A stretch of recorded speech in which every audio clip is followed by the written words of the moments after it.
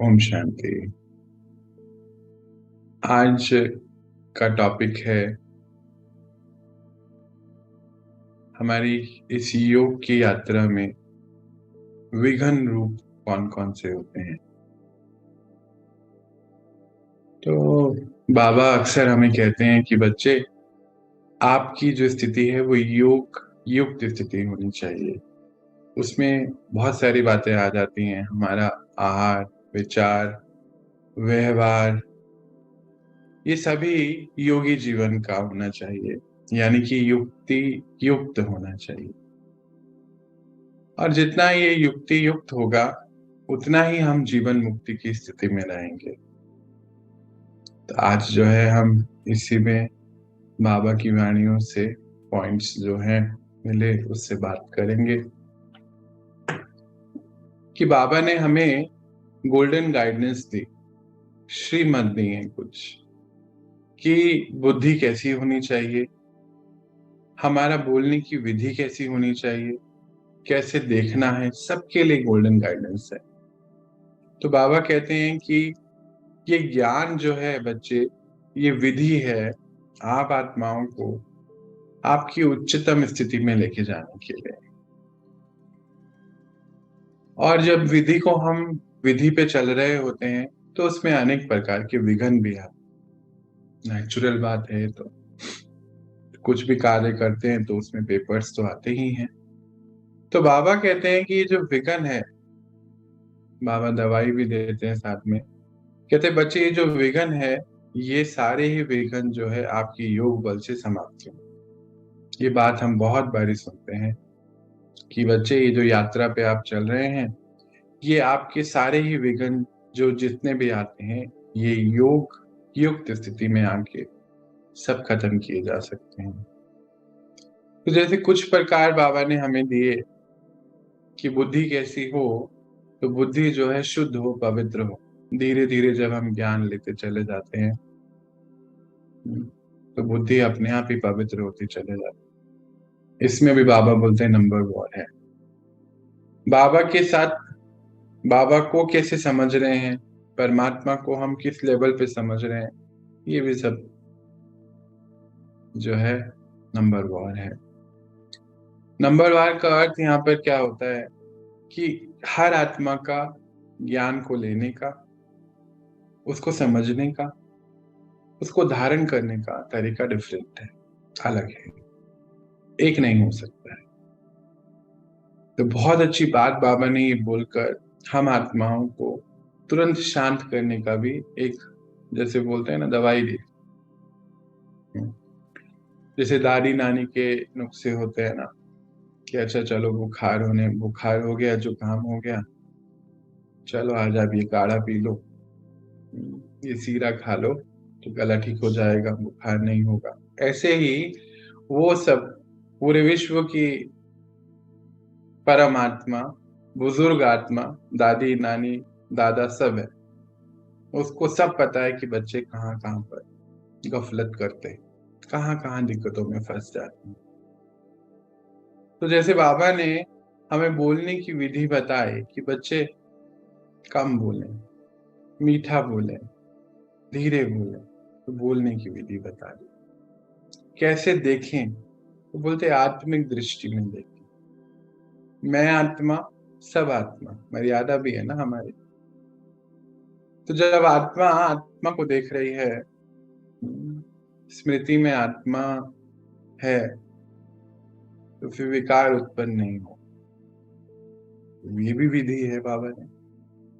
तो सोचे कैसे, तो बच्चे पॉजिटिव सोचे, नेगेटिव नहीं सोचे। सबके लिए पॉजिटिव सोचे और उससे पहले अपने लिए पॉजिटिव सोचे। स्व कल्याण तब होगा जब हमारा अपना कल्याण, है ना। तो अपना कल्याण करके ही हम विश्व का, स्व कल्याण करके ही विश्व का कल्याण कर सकते। बाबा कहते हैं लगन में मगन रहना ही योग है। देखो, योग के लिए भी बाबा ने बहुत सारी बातें बताई। कहीं तो जब हम बॉडी कॉन्शियसनेस के हिसाब से देखें तो उस योग की परिभाषाएं अलग हैं जो शरीर के लिए योग करते हैं। पर योग यहाँ पर हम बात कर रहे हैं उस याद की यात्रा का, उस अपने सच्चे साथी पिता परमात्मा के साथ हम आत्माओं का कनेक्शन। तो बाबा कहते हैं सर्व संबंध एक पिता से जोड़ना ही योग है। यानी कि सारे कनेक्शन हो गए। जैसे भक्ति मार्ग में भी हम कितनी बातें सुनते हैं कि एक तू ही है जो सब हमारे लिए है। परंतु अब बाबा आए हुए हैं, इस समय आया हुआ है भगवान, तो क्या हम उससे सर्व संबंध निभा पा रहे हैं? ये भी आज सोचने की बात है।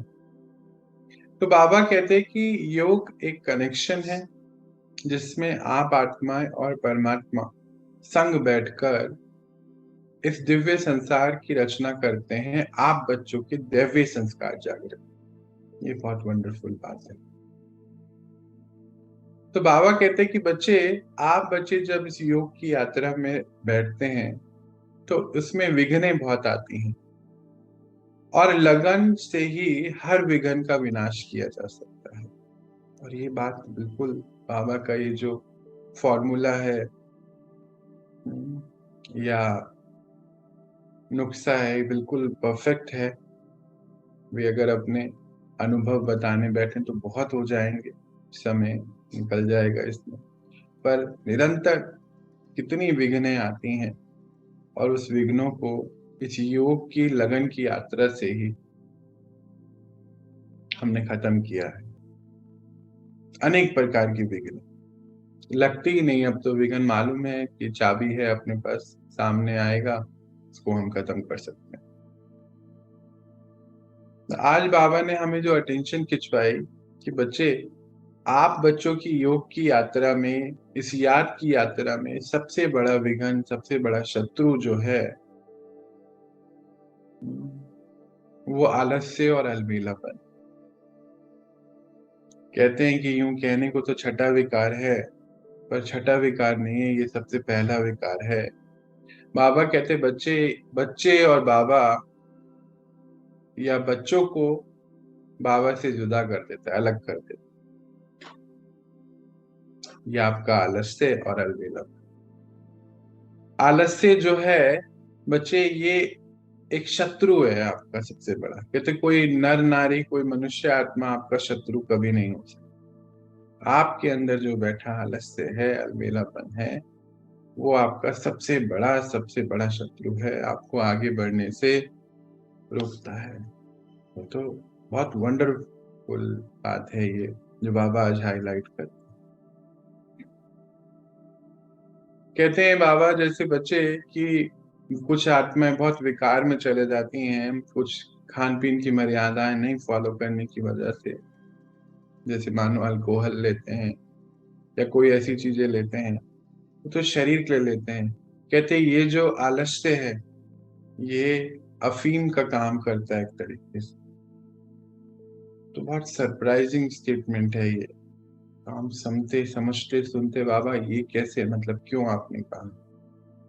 कहते बच्चे आलस्य में, बच्चे जो हैं कैसे, जैसे अफीम लेते हैं तो कैसे करते हैं, हाँ हम आएंगे, अच्छा अभी नहीं करते हैं, ऐसे बोलते हैं। ऐसे ही आलस्य में आत्मा जब आती तो ऐसे बोलती है, अच्छा कल सुबह उठ जाएंगे, अभी तो सोने दो मुझे। ऐसी आवाज हो जाती। कहते मन जो है, अफीम मन ने ले ली। कहते बच्चे जैसे शरीर के लिए ये सब चीजें ठीक नहीं है, ऐसे ही आप आत्माओं के लिए ये एक अफीम का काम करते। कहते हैं एक बार आपने इसको चख लिया तो आदत पड़ जाती है। तो फिर क्या होगा, आलस्य में आ गए, मानो एक बारी दो बारी कोई काम कर लिया, मन बार बार उसको रिपीट करता है। तो बाबा कहते हैं कि जो धागों से बनी रस्सी है वो टूटे ना, और जो आदत एक बार पड़ जाए वो छूटे ना, अगर उसको आपने अटेंशन नहीं दिया तो जैसे एक एक सिंगल धागा तोड़ना हो तो हम फटाफट तोड़ सकते हैं, पर वही एक मोटा रस्सा बन जाए, उसी धागों से मिलाकर ही बनता है, गुथ कर एक तरीके से, तो तोड़े बैठो तो नहीं टूटेगा। यही हमारे संस्कार बाबा कहते हैं। कहते जैसे मानो एक बारी आज आपने ये सोच लिया कि नहीं हम आज नहीं उठेंगे, कल उठ जाएंगे, कल चलो 2 घंटे हम एक्स्ट्रा बैठेंगे। तो कहते बच्चे इस समय आप बच्चों का तो कमाई का समय चल रहा है, पद्मों पदम कमाई आप कर रहे हैं, तो उसमें कितनी गफलत हो जाएगी, ये सोचने की बात है। बाबा कहते हैं कि बच्चे you are at war with maya, माया के साथ आपका वॉर चल रहा है, और इसमें अगर आपने ये आलस्य आ गया तो शत्रु इतना बड़ा है। कहते आप बच्चों की गलत कर्म ही आपके शत्रु हैं। क्या होता है, एक लेयर बुद्धि पे आ जाती है, जो नेगेटिव कर्मा है उसकी लेयर हमारी बुद्धि पे आ जाती है। एक इसको ऐसा समझिए जैसे मान लीजिए एक ब्लैक कलर की लेयर आ गई बुद्धि पे, तो लेयर आ गई तो फिर जो ज्ञान है जो बाबा दे रहा है, ट्रिगर कर रहा है, वो सब हमारे अंदर जाएगा नहीं। बुद्धि जो है विवेकवान नहीं बनेगी, क्योंकि ये सारी यात्रा भी बुद्धि की है। बुद्धि ही गाइड कर रही है कि हमें उठना है या करना है, ज्ञान का ये पॉइंट जो है समय पर याद आना चाहिए, वो सब बुद्धि का काम है। तो बाबा हमें बड़ा मदद देता है, कहता है कि बच्चे कि जैसे मानो अगर एक बारी आपने ये डिसाइड करा कि मुझे ये काम करना है, और फिर उसमें पेपर शुरू होता है कि आलस से सुबह उठते तो बोलते नहीं अभी थोड़ी देर और सो जाओ, सुबह दिन भर कितने काम हैं, आज तो हमें बहुत सारे काम करने, थक जाएंगे, दिन भर रेस्ट नहीं मिलेगा। तो मन ने ये बोला और आपने मान लिया, तो बच्चे वो बुद्धि आप ही कभी शक्तिशाली बनने वाली नहीं है, और यही जो कारण है कि आपको आगे बढ़ने नहीं देगा। कहते हैं कि वो एक एक जो तार आप आज शुरू हुई, मानो एक धागा, कल फिर मन बोलेगा कि नहीं आज तो सर्दी बहुत है, ठंडी लग रही है, तो थोड़ा देर आराम कर लेते हैं, रजाई अच्छी लगती है, कंबल अच्छा लगता है। तो कहते हैं वो एक एक धागा मिलके इतनी मोटी रस्सी बन जाती है, जो उसको फिर तोड़ पाना बच्चे बहुत समय लगता है, दिक्कत हो जाती है। कहते हैं आपका ये समय जो है अमृत वेला उठने का, ये कमाई का समय, आप बच्चों की इस समय कमाई चल रही है। कमाई का अर्थ क्या है कि जो अभी हम बाबा के साथ कनेक्ट हो रहे हैं, अपने अंदर शक्ति भर रहे हैं, उससे दो चीज हो रही है। एक तो हमारे संस्कार परिवर्तन हो रहे हैं, यानी कि सारे जो विकार हैं उस पे हम जीत पा रहे हैं। नहीं तो अगर कनेक्ट नहीं होंगे तो कमजोरी आ जाएगी, आत्मा कमजोर हो जाती है, तो विकार हमारे ऊपर जीत पा लेते हैं, माया जीत की बजाय माया को जिता देते हैं। तो बाबा कहते हैं कि जब माया जीत आप बच्चे हैं, पर माया को जिता लिया, माया जीत गई आप बच्चों से, फिर तो बच्चे तो खेली, मतलब दिक्कत में आ गया। तो बाबा हम सभी को बहुत बहुत नशा दिलाते हैं, बहुत अंदर से कहते हैं कि बच्चे आपके परिवर्तन से ही सृष्टि का परिवर्तन है। हाँ, सृष्टि का परिवर्तन रुका पड़ा है आपके परिवर्तन। बाबा कहते हैं कि बच्चे ये लाइन जब बोलते हैं कि आपके परिवर्तन से सृष्टि का परिवर्तन होना है, बच्चे आपके परिवर्तन ना होने की वजह से सृष्टि का परिवर्तन रुका हुआ है। एक बार हम भी ऐसे पूछते बाबा कब होगा ये परिवर्तन, कहते बच्चे आप तैयार हो, तैयार हो आप। कहते कि मैं तो तैयार हूँ वो सारे ही पर्दा हटाने के लिए। सतयुग आ जाएगा, पर्दा हटा देंगे। पर समझो इसको एक ऐसे अगर हम एक युक्ति देखें कि स्टेज परफॉर्मेंस है कोई, और बैक स्टेज पे अभी एक्टर्स रेडी हो रहे हैं, कोई पजामा पहन रहा है, कोई लिपस्टिक लगा रहा है, कोई काजल इतने में पर्दा हटाने वाले ने पर्दा हटा दिया, क्या होगा? बोली अरे अरे क्या कर रहे हो तुम, अभी हम रेडी नहीं है। तो बाबा कहते हैं कि बच्चे युक्ति इतनी अच्छी देते हैं। मैं पढ़ रहा था तो बाबा कहते हैं बच्चे मानो मैं पर्दा हटा दूं तो तुम तैयार हो, आप बच्चे सब रेडी हैं इस चीज के लिए। वाकई में अगर हम अपनी चेकिंग करें तो अभी कार्य बचा हुआ है, और इस कार्य को पूरा करने के लिए दूसरा हमारा शत्रु तैयार बैठता है, उसको बोलते हैं अलबेलापन, कि चलो कल कर लेंगे। अभी तो बहुत समय पड़ा है। तो बाबा कहते हैं कि ये आलस्य और अलबेलापन इसमें बहुत विघन डाल देते। और आप बच्चे सोच तो लेते हैं कि हाँ हमें करना है, जैसे कोई संस्कार परिवर्तन का काम है, उसमें भी बाबा बहुत अच्छी हमारी मदद करते हैं कि बच्चे ये संस्कार परिवर्तन के काम पे आप हैं। कई बच्चे बाबा देखते हैं कि मूंझते हैं, बहुत मेहनत करते हैं, बहुत परेशान हो जाते हैं कि मैं इस संस्कार के वश हूँ और मेरे से हो ही नहीं रहा है। तो बाबा कहते हैं यहाँ पर हमें कि बच्चे ये काम, पहले बात तो ये अपने मन से निकाल दीजिए कि ये मेरा संस्कार है। हम्म। आप जैसे ही इसको अपने मन से निकाल देंगे कि ये मेरा संस्कार है, क्योंकि आपके तो आदि और अनादि के संस्कार हैं, तो फिर आप फटाफट से उसको परिवर्तन कर लेंगे, आपको दिक्कत नहीं आएगी। कई बारी जो है बाबा कहते हैं आलस्य में आते, फिर कुछ ना कुछ, कोई भी मानो कोई टाइम टेबल है सब आत्माओं का मिलने का, काम करने का, खाना, काफी चीजें हो रही हैं दिन भर, सब लोगों के सहयोग से हो रही हैं। कहते फिर आलस्य अलबेलेपन की वजह से वहां पे लेट हो जाते हैं, डिले हो जाता है। फिर उसको छुपाने के लिए आवेश में आ जाते हैं, क्योंकि छुपाना तो पड़ेगा ना कि कमी तो हो गई है, मालूम है समय निकल गया है। तो फिर कुछ ना कुछ बच्चे आप युक्ति रचते हैं। कहते कभी आवेश में आ जाते हैं, कभी झूठ में बोलना पड़ जाता है। बच्चे चेक करो क्या कर रहे हो, कमाई कर रहे हो या क्या कर रहे हो। ये समय तो आप बच्चों की कमाई का है और पद्मो पद्म कमाई का है, तो दोनों चीजें पद्मो पद्म है। आसन भी पद्म है, यानी कि किस में बैठे हैं, कमल पुष्प आसन है, देवी देवताओं को देखते हैं ना। हम्म। और कमाई भी पद्मो पद्म। पद्मो पद्म मतलब एक के ऊपर 15 जीरो लगा दीजिए।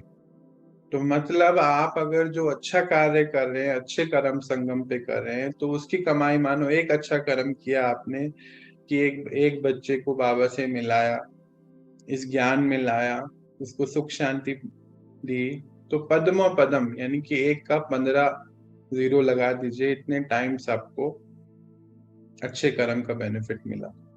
अच्छा, इसकी दूसरी परिभाषा भी है, वही अगर कुछ गलत काम कर दिया, वो भी पद्मा पदम। देखो वंडरफुल है ये ड्रामा।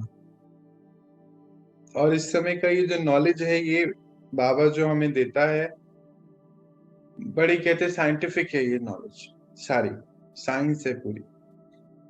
तो कहते अगर कुछ गलत कार्य करा बच्चे, तो उसका भी पदम गुना। तो मानो आज आपने झूठ बोला, या मानो आप आज आवेश में आ गए, तो बच्चे आपने उसको पदम गुना मल्टीप्लाई करके संस्कार पक्का कर दिया। ये कब कहाँ जाएगा, कहाँ प्ले होगा, आप इसको जज नहीं कर पाएंगे। तो आज बाबा हमें जो अटेंशन खिंचा रहा है, इस तरफ खिंचा रहा है कि बच्चे इस चीज का बहुत ध्यान रखें कि ये आलस्य और अलबेलापन, समय का ध्यान ना रख पाना, ये आप बच्चों की स्थिति को बहुत खराब कर जाएगा। आप बच्चे जो हैं इसमें बढ़ रहे हैं आगे, ये आपको बिल्कुल कॉमन मैन की तरह प्रेजेंट होगा, आप ऐसे लगेगा। आलस्य जो है आपको कॉमन जीवन देगा। तो हम कहते हैं कि बच्चे, मतलब हमारा तो ये जीवन कॉमन नहीं है, इतनी बड़ी विश्व को परिवर्तन होना है। बाबा कहते हैं उसकी जिम्मेदारी आप बच्चों के ऊपर है। आप जो हैं श्रेष्ठ बच्चे हैं, परमात्मा के सबसे प्यारे बच्चे हैं, आप डायरेक्ट बच्चे हैं। देखो ना रोज बाबा कैसी कैसी युक्ति देता है हमें, रोज नई चीज। आप मास्टर भगवान हैं, आप दया के सागर हैं, आप रहम दिल हैं। तो इतनी बड़ी बड़ी बाबा हमें टाइटल्स देते हैं। कहते बच्चे ये जीवन कॉमन जीवन नहीं है। और अगर आपको, आपने आलस्य और अलबेलापन अपने साथ रखा, तो ये जीवन आपका जो है कॉमन बन जाएगा। और कॉमन तो फिर कॉमन आत्माओं को तो फिर विघ्न ही विघ्न है, अगर हम ध्यान से देखें तो बाहर उनके जीवन में विघ्नों के अलावा और कुछ ज्यादा है नहीं। विघन भी है, रोते भी हैं, और विघन को समाप्त करने की विधि नहीं। पर हमें तो बाबा ने सारी विधियां दी हैं। तो कहते बच्चे, आपका समय जो है बहुत मूल्यवान है, परंतु समय का मूल्य ना जाना तो वो आपको जो है कॉमन बना देगा। ये मूल्यवान नहीं समझा आपने कि मेरा समय ये बहुत मूल्यवान है, तो ये संस्कार कभी परिवर्तन नहीं होगा। फिर बाबा कहते हैं इसका रिजल्ट नंबर और है सबकी प्राप्ति का। भगवान तो सबको दे रहा है, पर आप बच्चों की प्राप्ति के रिजल्ट जो है, प्राप्ति की स्थिति जो है, सबकी नंबरवार है। एक दूसरे को देखना, कोई किसी के विकारों को देख लेना, इसी में अगर बच्चे लगे रह गए तो आप देख लो मल्टीप्लाई कर रहे हो पदम गुना। मतलब मानो हमने किसी के विकार देखा, एक तो होता है शुभ भावना व शुभ कामना के साथ उनको बताया और उसको शुभ भावना रखा कि नहीं ये बिल्कुल बाबा की इनको शक्ति है और ये ठीक होंगे। और एक होता है अंदर ही अंदर, जैसे जैसे कहते हैं ना कुड़ता है, अंदर ही अंदर परेशान हो रहे हैं उसका विकार देख के या उसकी कोई ऐसी आदत देख के। तो बाबा कहते हैं कि जितना आप अंदर कुड़ रहे हैं, जितना आप अंदर परेशान हो रहे हैं, आप एक धागे से बनी रस्सी है ना, अभी बात हुई ना पहले, तो एक एक धागा जोड़ते जा रहे हैं बच्चे। ये तो सारी आपके अंदर बात आ रही है। बहुत चेकिंग बाबा ने हमारी कराई। कहते अलबेलेपन में आप ऐसा कर देते कि देखो फला फला ऐसे कर रहा है, इसको कुछ आ नहीं रहा है। ठीक है, अगर हमें कुछ गाइडेंस देनी है शुभ भावना से तो देख के बस उसी समय समाप्त, अंदर नहीं कहते। कहते अगर अंदर ये बात चला रहे हो तो आपकी जो है रिकॉर्डिंग चल रही है, ये संस्कार यहाँ रिकॉर्ड हो गया है। ये कब आप प्ले करेंगे आपको खुद को नहीं पता। 5,000 साल का ड्रामा है, और 5,000 साल में ये संस्कार कब प्ले हो जाएगा आपको खुद नहीं पता चलेगा। तो इसीलिए इस समय जो है, ये इस मूल्यवान समय पर आप इस अलबेलेपन का, इस आलस्य को बिल्कुल त्याग दें। बाबा कहते हैं आपका योगी जीवन त्यागी जीवन है। योग युक्त अवस्था में रहना है और त्याग करना है अपने सारे ही गलत संस्कारों का, आदतों का, अवगुणों का। कोई और त्याग करने को नहीं बोला उन्होंने। त्याग और भी है जो सूक्ष्म मतलब बताते हैं बाबा। कहते हैं कि साधनों का भी, साधना से साधन मिलते हैं, पर साधन के अभाव में साधना नहीं छूटनी चाहिए। जैसे कई बार हम कहते हैं ना, अरे नहीं आज तो ना मैं उठ नहीं पाऊंगा क्योंकि मेरे पास बैठने के लिए ना जगह नहीं है, चेयर नहीं है, मैं चेयर पे नहीं बैठूंगा तो मेरा योग नहीं लगेगा। बाबा ने हमें बहुत अटेंशन खिंचाया कि बच्चे ऐसा नहीं होना चाहिए। अच्छा आज लाइट नहीं है, लाइट बंद होगी तो मैं तो सो ही जाऊंगा। तो बाबा कहते हैं ये साधन परमानेंट नहीं है, पर आपकी साधना आपको परमानेंट स्थिति पे लेके जाने के लिए है, पद्मों पदम कमाई कराने के लिए है। तो बच्चे इस चीज का बहुत ध्यान रखें, अटेंशन रखें। अच्छा आज साधन नहीं है, आज मोबाइल नहीं है, इंटरनेट नहीं चल रहा है, तो हम आज क्लास नहीं करेंगे। तो ये साधना जो है निरंतर की है हमारी। जब ये हमारा अलौकिक जन्म हुआ तो बाबा कहते हैं ये अलौकिक जन्म है आपका। आत्मा ने अपने पिता को समझ लिया है, परमात्मा को, तो अलौकिक जन्म हो गया आप। और अलौकिक जन्म में आप लौकिक जैसी हरकतें नहीं कर सकते, लक्षण जो है वो नहीं हो सकते। लौकिक में ये सब बहुत चलता है, किसी की टॉन्टिंग कर देना, अलबेलेपन में रहना, आलस्य में रहना, लौकिक में कहते ये चलेगा। पर आप बच्चे तो अलौकिक कार्य कर रहे हैं, और आपके परिवर्तन से सृष्टि परिवर्तन हो रहा है। तो बाबा कहते हैं कि बच्चे कि ये कार्य तो आप ही को करना है, और इसमें ये विघन आपके सामने आ। फिर और भी हाईलाइट कराते हैं कि ये आलस्य, फिर आलस्य जो है बहुत बड़ा शत्रु कैसे बनता, कि समय की जो है बिल्कुल गति का पता नहीं चलता है। कहते हैं आपका तो एक नजर सुई की तरफ होनी चाहिए घड़ी की, और एक नजर जो है काम की तरफ, जो भी कर रहे हैं कार्य। इतनी ज्यादा डिटेल्ड अटेंशन की जरूरत है, क्योंकि एक तो घड़ी हमारे चलो घर में है, और एक जो है विश्व घड़ी जो तो निरंतर चल रही है, रुक नहीं रहा है समय। हमें जरूर लग रहा है कि समय बहुत बड़ा है अभी, पर बाबा कहते हैं रुक नहीं रहा है समय। और बच्चे अंतिम समय कब आएगा पता नहीं, यानी कि हम आत्माओं का ये शरीर छोड़ने का समय तो हमें पता नहीं है। बहुत आत्माएं ऐसी हैं जो ज्ञान में चलते, पर ज्ञान की धारणा भी नहीं। और बाबा हमें बहुत अटेंशन खिंचाता है कि धारणाओं से ही आपकी कमाई होगी। और कमाई क्या करनी है? कमाई मतलब जो भी हम अभी सेवा करते, सुबह उठ के पूरे विश्व को प्रकाश देते, तो यही हमारी सेवा जो है कमाई का साधन। कमाई क्या है? ये कोई स्थूल कमाई नहीं है धन की, ये आत्मा की कमाई है, अच्छे कर्मों की कमाई है। और बाबा कहते हैं अच्छे कर्म ही आपके जो साथी बनते हैं आपको आगे लेके जाने के लिए। आपके शत्रु हैं आपके बुरे कर्म। तो बहुत बहुत बाबा यहाँ पर हमें कहते हैं कि बच्चे इस चीज का बहुत ध्यान रखना है। और दूसरा सबसे बड़ी बात कहते हैं कि जैसे अगर एक युक्ति लेते हैं कि मानो 40 लोगों ने जाना है बस में, एक बस जो है खड़ी है बाहर, 40 लोगों को कहीं जाना है, और एक जो है वो तैयार नहीं है, तो बाकी जो 39 बैठे हैं वो क्या सोचेंगे? क्या वो आत्माएं संतुष्ट रहेंगी?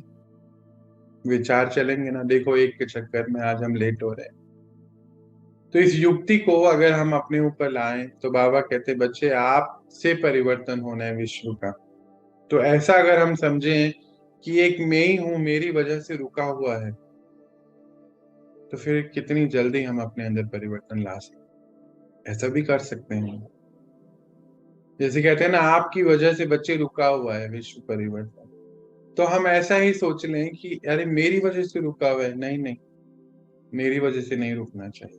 जैसे अगर हम मानो लेट हो रहे हो, मतलब हम किसी के साथ कार पूलिंग करके जा रहे हैं या फिर बस में जा रहे हैं, तो हम फास्ट रीति तैयार होते हैं कि नहीं मेरी वजह से औरों को लेट नहीं होना चाहिए।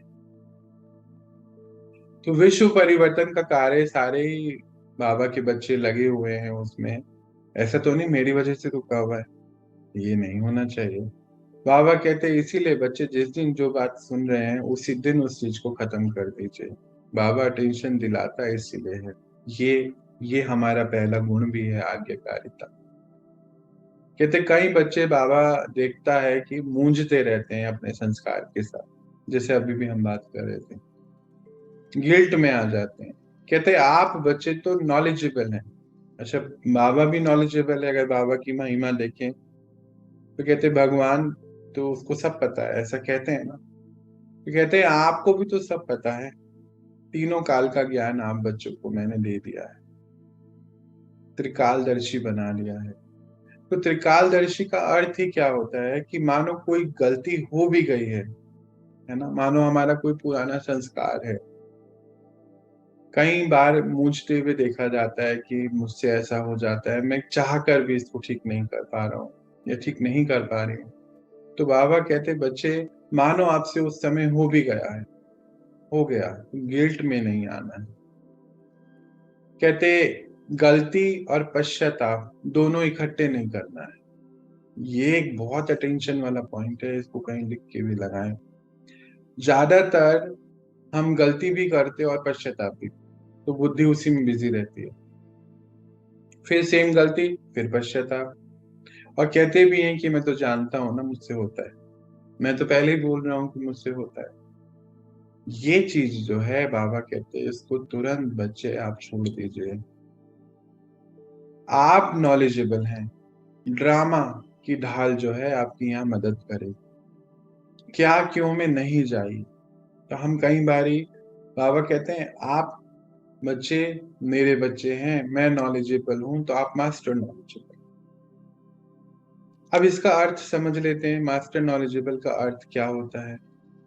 कि मानो किसी आत्मा को हम देख रहे हैं, किसी का संस्कार ऐसा है और हमारे अंदर खिटपिट चल रही है, तो बाबा कहते हैं यहीं पर तो बच्चे यूज करना है ना, कि आप नॉलेजेबल हैं, मास्टर नॉलेजेबल है, यानी कि ड्रामा की ढाल बस फुल स्टॉप लगा देना है कि हाँ ये ड्रामा में इस आत्मा का यही रोल है, बस वहीं पर सबकी प्राप्तियां नंबर वार हैं, तो आपकी बुद्धि जो है नहीं सोचेगी ऐसा, नहीं तो बुद्धि क्या क्यों में चले जाती है और इतना समय नष्ट हो जाता है। और आपका समय तो बहुत मूल्यवान है, क्योंकि आप श्रेष्ठ से श्रेष्ठ आत्मा हैं, क्योंकि आप आत्माओं के द्वारा ही ये जग का परिवर्तन होना है, सृष्टि का परिवर्तन होना है। आप अब ऐसा सब नहीं सोच सकते हैं। बाबा कहते हैं कि बच्चे आप वीआईपी के भी वीवीआईपी हैं। तो जैसे वीवीआईपी की तो बात पहले भी एक दिन हो रही थी पिछले, तो बाबा कहते हैं कि बच्चे आप ऐसा नहीं सोच सकते कि समय तो अभी बहुत बड़ा है, उनका तो मिनट मिनट का चार्ट होता है, तो आप इसमें नहीं जाएं। अगर आपसे भी कोई गलती हो गई है तो गिल्ट ना लें। जैसे अभी एक लाइन, गलती और पश्चाताप इकट्ठे नहीं होना चाहिए, यानी कि एक गलती के लिए अगर पश्चाताप कर लिया तो दोबारा वो गलती नहीं होनी चाहिए, ये इसका अर्थ है। गलती करने को बाबा मना नहीं करता, कहते रोज गलती करो पर रोज अगली रिपीट नहीं हो। नेक्स्ट डे नेक्स्ट गलती, नेक्स्ट डे नेक्स्ट, और ये सब सुधर जाती जानी चाहिए। इसके लिए अटेंशन रखें, अलबेले ना हो जाए, क्योंकि अगर अलबेलापन आ गया तो ये भी एक संस्कार बन जाएगा कि हाँ मुझसे गलती तो हो गई, मैं तो जानता ही हूँ, मैं तो कहता ही हूँ, मैं तो बोलता ही हूँ, हाँ मैं तो बोलता ही हूँ, मेरी आवाज ही तेज है। बस इसी में ही फिर कहते बच्चे, फिर माया ने अपना काम कर लिया, माया अपना काम करके चले गई है, आपको पता नहीं चला। तो बाबा आज हमारा इसी पे बहुत अटेंशन खिंचवा रहे हैं कि अपना ध्यान रखिए, आप एक बहुत बड़े मिशन पर हैं, आपको भगवान ने चुना है, स्व परिवर्तन करके विश्व परिवर्तन करना है। आप ज्ञानी तो आत्मा हैं, और ज्ञानी तो आत्मा परमात्मा को बहुत प्यारी लगती है। कहते परमात्मा ज्ञान का सागर और आप ज्ञानी तो आत्मा, तो कहते ज्ञान है ना आपके पास, बस एक सेकंड में फुल स्टॉप होना चाहिए। हो गया ना, फुल स्टॉप हो चुका है, बस उसी समय दोबारा वो नहीं आना चाहिए। और उसके लिए करना क्या है, अपने मन के साथ हमें बात करें, स्वयं के साथ वार्तालाप, कि ये मैं काम अब दोबारा, अब मैं इस आलस्य के वश में, अलबेलेपन के वश में वशीभूत मुझे नहीं होना, इस संस्कार के वशीभूत मुझे नहीं, बस एक ही सेकंड में। बाबा कहते हैं ये फ्रिक्शन ऑफ सेकंड में काम हो जाना चाहिए। जो बुद्धिमान आत्माएं हैं, जो विवेकवान आत्माएं हैं, जो मास्टर परमात्मा की बनने की तैयारियों में हैं, उनको एक सेकंड में नजर आना चाहिए कि हाँ ये हो चुका है, नेक्स्ट टाइम ये नहीं होना चाहिए, बस फिनिश, फुल स्टॉप, नो बातचीत उसके बारे में, उलझे नहीं।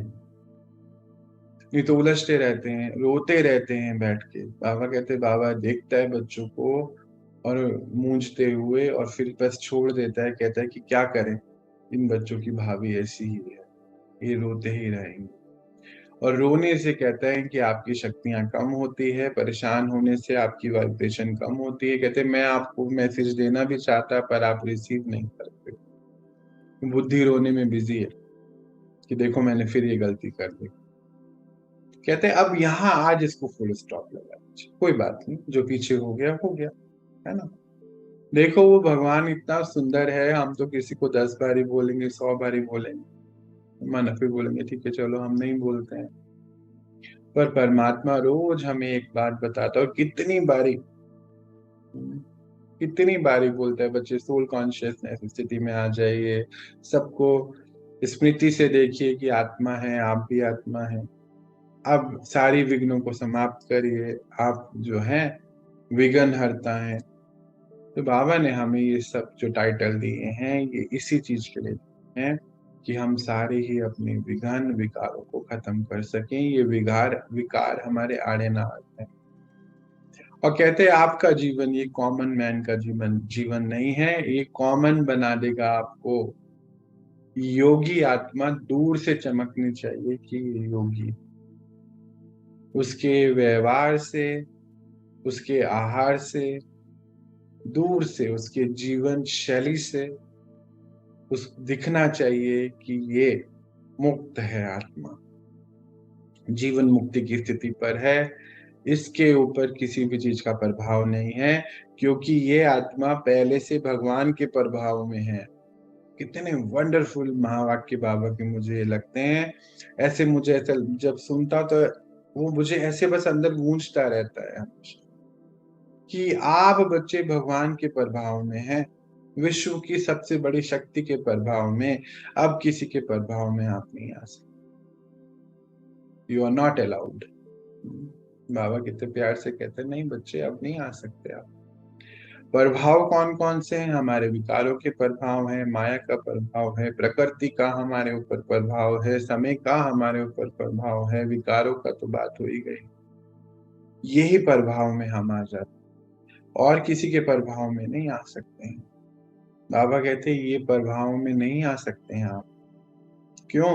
क्योंकि आप अब एक बारी फिदा हो गए ना भगवान के ऊपर, अब थोड़ी बार बारी किसी के ऊपर हो सकते हैं क्या? नहीं नहीं। जब ये संगम पर हमारा साथी, हमने उसको चुन लिया परमात्मा को, उससे हमारा सारे ही संबंध जुड़ गए। हाँ, ये चेकिंग है हमारी कि हमने सारे संबंध उससे महसूस कर रहे हैं कि नहीं, एक दोस्त का भी महसूस कर रहे हैं कि नहीं, जीवन साथी का भी। टीचर तो रोज हम सुनते ही हैं उसको, वरदान तो देता है गुरु के रूप में, सुनते ही हैं। माता पिता का संबंध, बच्चे का, सब कर रहे हैं कि नहीं उसके साथ महसूस? नहीं करेंगे तो बाहर हमारी बुद्धि जाएगी, जानी ही है, उसे कोई नहीं रोक सकता। तो बाबा आज हमारा इन्हीं बातों पे टेंशन खिंचा रहे हैं। आज हमें इन सभी बातों को डिटेल में देखना है। बाबा ने मुझे ये कार्य दिया कि आज आप इसी बातों, इसके ऊपर कुछ बात करें। तो जो मेरी समझ से जितना भी बाबा ने मुझे सिखाया, समझाया, उस हिसाब से जो मैं आपके सामने लेकर आ पाया। अब हम इस पे मिलके काम करेंगे सभी। हाँ, बाबा के सारे बच्चे भाई बहने तो एक जैसे ही है ना, सभी हम सब एक जैसे हैं, ये डिवाइन फैमिली। और अब फिनिश करेंगे, फुल स्टॉप। जो हो गया फुल स्टॉप, उसके बारे में अब नो बातचीत। पुरानी कोई ऐसी घटनाएं हैं, पुराने देखो पुराने हैं ना सारे विकार, तो वो तो खत्म हो गए। अब जब नया जीवन हमने ले लिया, मरजीवा बन गए, बाबा के बन गए, तो अब पुरानी बातों का क्या करना है? जब ये समझ आ गया कि हम कॉमन नहीं है, समय हमारे लिए मूल्यवान है। बाबा कहते हैं मेरे बच्चे तो वीवीआईपी के भी आगे, जितने वीवीआईपी लगाओ, जितने भी लगा दो, आप उससे भी आगे हैं। तो जब वो हमारा पिता इतनी खातिरी कर रहा है हमारी इस समय, तब हमें भी अपनी इस बात को समझना है। 2-3 पॉइंट फिर हाईलाइट करेंगे कि हमें गलती और पश्चाताप इकट्ठे नहीं करना है। पता चला वही गलती रिपीट और फिर उसी के लिए रोना नहीं।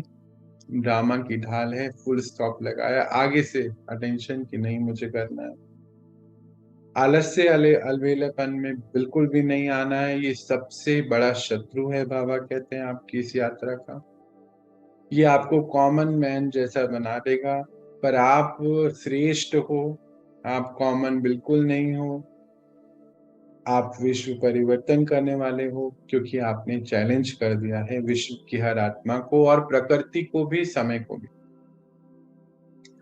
तो समय को मूल्यवान समझिए, और बस बाबा जो हमें गाइड करते हैं हम उस पे चलते चले जाएं। कई आत्माएं बाबा कहते हैं कि चीजों में भी मूंझ जाती हैं, इधर की उधर 100 चीजें देख लेते, कर लेते, 100 जनों को फॉलो करते, कहते आप कहीं नहीं पहुंचोगे, सिर्फ एक परमात्मा को फॉलो करो। उसका भी एक स्तर है, एक स्थिति है। बाबा कहते जो जिसकी स्थिति को आप फॉलो करोगे वैसे ही तो बनोगे।